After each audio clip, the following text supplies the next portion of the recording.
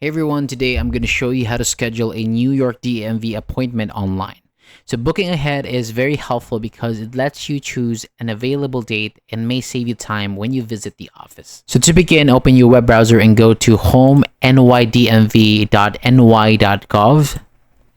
And once the website loads, scroll down until you find the reservations option, then click to continue. So on the next page, start by finding an office near you. So enter your city or zip code and choose the search distance and then click search. And after the available locations appear, review the list and select the office that works best for you. Next, I want you to click view details beside your chosen location. And when the office information opens, scroll down and select make a reservation.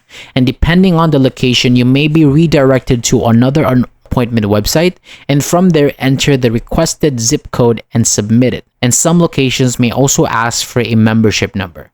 And finally, review all your details carefully, and once everything is correct, click confirm appointment to complete the process. So thank you so much for watching. For more videos like this, hit the subscribe button below and I'll see you on the next video.